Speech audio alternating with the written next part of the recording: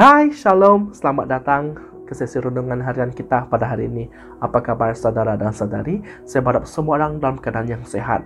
Saudara dan saudari, sebelum saya memulakan sesi renungan harian saya pada hari ini, tajuk renungan harian saya adalah katakan ya atau tidak ke atas dosa. Sebelum itu, mari saya ingin ajak kita sama-sama membaca dalam Kejadian 3 ayat 1 hingga 6. Mari sama-sama kita membaca. Ular memang lebih licik daripada mana-mana haiwan liar lainnya yang dijadikan oleh Tuhan Allah. Ular itu berkata kepada perempuan itu, "Adakah Allah benar-benar berfirman, jangan kamu makan buah daripada mana-mana pun pokok dalam taman ini?"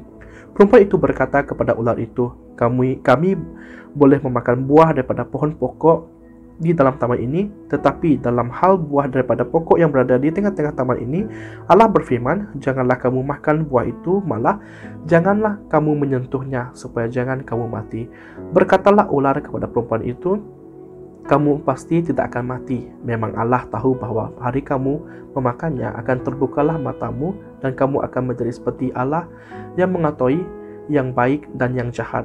Apabila perempuan itu melihat bahwa buah pokok itu bagus sebagai makanan dan nampak sedap, apatah lagi buah itu mampu membuat seseorang menjadi bijaksana, dia pun mengambilnya lalu memakannya. Dia juga memberikan buah itu kepada suaminya yang bersama-sama dengannya, dan suaminya juga memakannya. Saudara dan saudari, ketika saya bacakan teks firman tersebut, Tuhan terus mengingatkan saya banyak dosa yang pernah saya lakukan, terutamanya adalah pornografi. Sebelum saya bercerita dengan lebih lanjut tentang pornografi, di sini saya akan berkongsikan 5 tips untuk kita menang ke atas pornografi. Tips yang pertama adalah jangan kesorangan. Saudara dan saudari, seperti mana saya katakan tadi tentang dosa pornografi. Di sini orang yang melihat pornografi, mereka lebih suka kesorangan, seperti mana dalam cerita Hawa tersebut, di mana Hawa bersama dengan ular, di saat ular menggoda dia untuk memakan buah-buah yang ada di tengah itu. Hawa tahu bahwa dia boleh memakan sedikit pokok buah yang di sekitar pokok itu, tetapi buah yang di tengah-tengah itu dia tak boleh sentuh. Itu juga dengan orang yang punya addiction pornografi. Mereka tahu melihat pornografi adalah salah, tapi mereka masih melakukan hal itu. Jadi saudara dan saudari, sekiranya Anda mempunyai addiction pornografi, perkara yang sangat penting Anda lakukan adalah, pertama, jangan keseorangan. Perkara yang kedua Anda boleh menang adalah berada di tempat banyak orang. Ini sangat penting, dan ini boleh saya katakan sangat berkesan tips ini. Saat setan menggoda kamu, benda pertama dia akan attack adalah minda kamu. Ingat bahwa dalam otak kamu punya akses untuk pornografi yang pernah kamu lihat dahulu. Dan saat dia attack kamu dan attack kamu lagi untuk melihat, kamu akan tend untuk melihat benda yang sama, ataupun kamu tend untuk akan melihat benda-benda yang baru. Jadi saudara dan saudari, tip yang kedua adalah Anda patut berada di tempat orang ramai. Kenapa? Sebab saat kamu berada di tempat orang ramai, masakan kamu ada masa untuk melihat pornografi, ya atau tidak saudara dan saudari. Tips yang ketiga adalah jauhi alat yang mudah Anda untuk akses pornografi. Sekarang sangat senang, yaitu alat yang paling senang adalah handphone.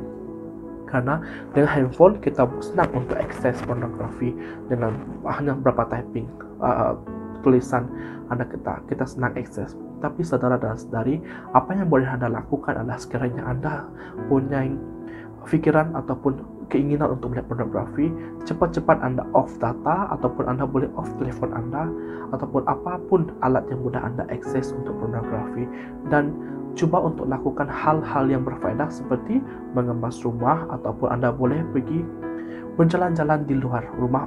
Dan saat kamu lupa akan hal itu, baru kamu boleh pegang semula phone Anda, ataupun kamu boleh pegang laptop Anda untuk melakukan kerja-kerja yang lain.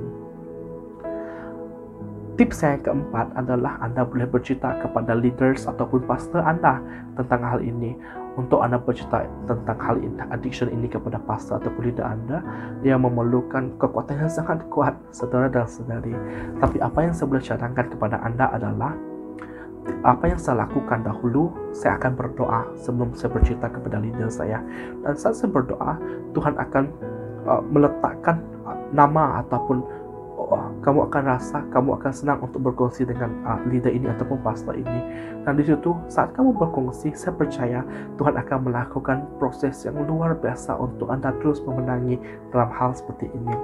Tips yang kelima, Anda boleh pergi kepada course tentang berkaitan tentang pornografi, dan di Malaysia kita sudah ada course tersebut. Anda boleh pergi kepada, Anda boleh refer ataupun Anda boleh jumpa kepada leader-leader Anda, dan Anda boleh bertanya kepada mereka tentang apa course-course yang sesuai untuk Anda attend. Kembali kepada efek kepada otak kita, saudara dan saudari. Sebenarnya dalam otak kita, kamu imagine otak kita macam bola bulat. Dan saat kita melihat pornografi, ada satu benda ataupun orang panggil fluid yang di dalam otak kita, yaitu dopamin. Dopamin ini adalah saat kita, contoh kalau kita makan benda yang kita suka, dopamin ini akan terhasil dan dia akan pergi ke arah otak kita. Dopamin ini dia adalah membawa kesenangan kepada tubuh kita. Kita akan merasa, oh sedapnya roti ini, sedapnya makanan itu. Itu adalah dopamin yang sudah dirilis.